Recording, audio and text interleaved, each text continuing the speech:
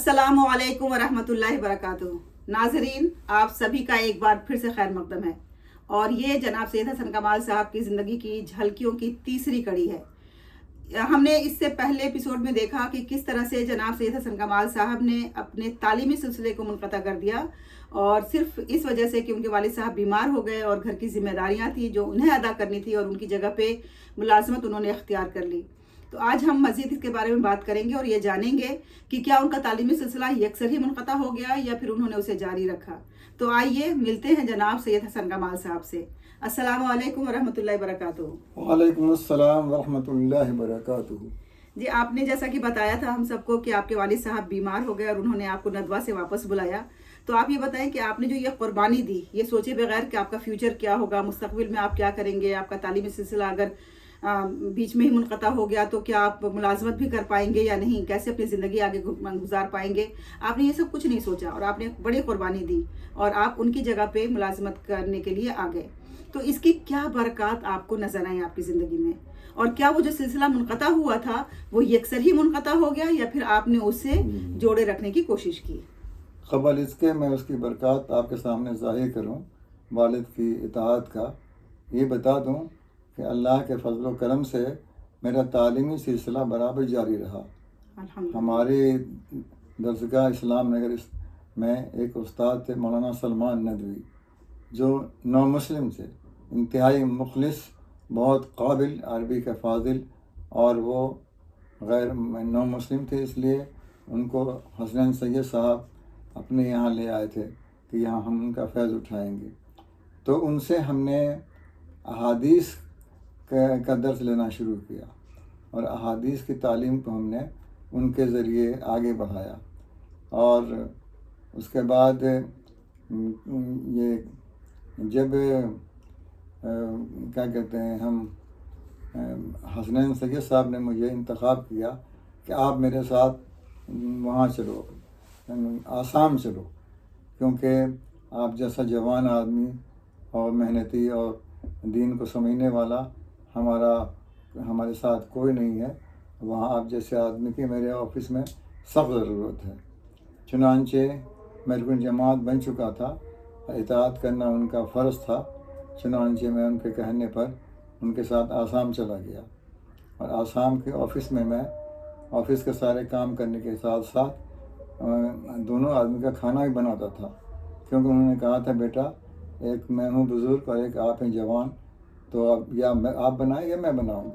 तो मैंने ये कहा कि नहीं, मैं बनाया करूँगा।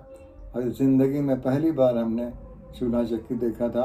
उससे पहले हम बोर्डिंग में पढ़ा करते थे, लेकिन अल्लाह का फज़ल व करम है कि चंद दिनों के अंदर मैंने तमाम चीज़ें पकाना सीख लिया जो हम लोगों के खाने के लिए ज़रूरी था। मैं खाना बनाता था, ऑफ़िस का काम देखता था, साइकिल पर रेडियंस को सारे पढ़े लिखे लोगों के साथ पास पहुंचाता था, क्योंकि उस ज़माने में रेडियंस बहुत ही नेक नाम और वाहिद इदारा ये अखबार था जो इंग्लिश के मेयार के लिहाज से भी और मुसलमानों के मसाइल के लिहाज से भी लीड कर रहा था हिंदुस्तान को। चुनांचे भारत में आसाम में जितने भी मेंबर असम्बली और पार्लियामेंट थे जो मुसलमानों की तादाद के लिहाज से बहुत ज़्यादा ही अच्छे थे, वो सब के सामने रेडियंस जाता था और वो उसको अप्रिशिएट करते थे और बहुत मेज़बान के लिहाज से भी और मसाइल के लिहाज से बहुत चाहते थे।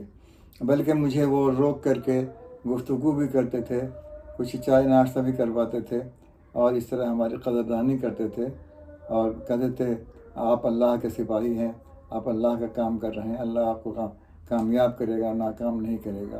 तो आसाम में मैंने ये ज़िंदगी गुजारी। उसी दौरान जो है समझिए आसाम में रहते हुए एक हादसा पेश आया। वो ये कि एक साहब ऑफ़िस में आया करते थे और उन्होंने देखा कि ऑफ़िस में ये काम करते हैं, तो उनको आदमियों को अपनी तरफ रुजू करने की बड़ी महारत थी। चुनांचे उन्होंने कहा कि पहले उन्होंने कहा, मुझे आप ट्यूशन पढ़ाया कीजिए इंग्लिश का। तो अपने घर ले जाने लगे, वहाँ बड़ी इनायतें की, जूता दिया, कोट दिया, चादर दिया, ये दिया, वो दिया। उसके बाद उन्होंने कहा कि आप कहाँ वहाँ लगे हैं, आप तो होम्योपैथ डॉक्टर हैं, आपको मैं एक दवाखाना खुलवा देता हूँ, आप चलाएँ, मैं फिनांस करता हूँ। चुनांचे मुझे उन्होंने मेन रोड पर एक दवाखाना खुलवा दिया और وہ بلڈر تھے، اس لیے اپنے کام پہ چلے گئے. چند مہینے گزرے تھے، ہماری دکان چل رہی تھی ماشاء اللہ، ایسا نہیں تو نہیں چل رہی تھی. تو اتفاقاً وہ ان کا ایک میسنجر آیا اور اس نے کہا کہ ٹھیکیدار صاحب موت و حیات کی کشمکش میں مبتلا ہیں، بہت بیمار ہیں. انہوں نے کہا کہ آپ جو ہے دکان کو فی الحال بند کر دیجیے، اس کا کرایہ وغیرہ جو ہے وہ دیں گے ٹھیکیدار صاحب، ان کی جان بچائیے آپ، چلیے. تو میں فوراً ان کے ساتھ چلا گیا اور آری کاٹا دریائے اس کے آسام میں ہے آری کاٹا. ہاں دریائے اس کے مشہور دریا جو ہے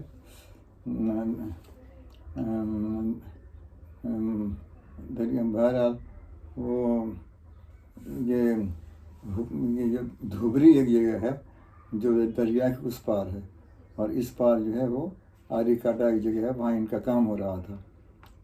تو بہرحال میں نے اپنے محسن کا احسان ادا کرنے کے لیے یہ قربانی دی اور دھوبری گیا، اور وہاں سے ایک ڈاکٹر شمس صاحب تھے، ان کو بلا کے برہم پترا ریور تو نہیں ہے؟ ہاں برہم پترا. جی جی. تو ان کو بلا کے لایا.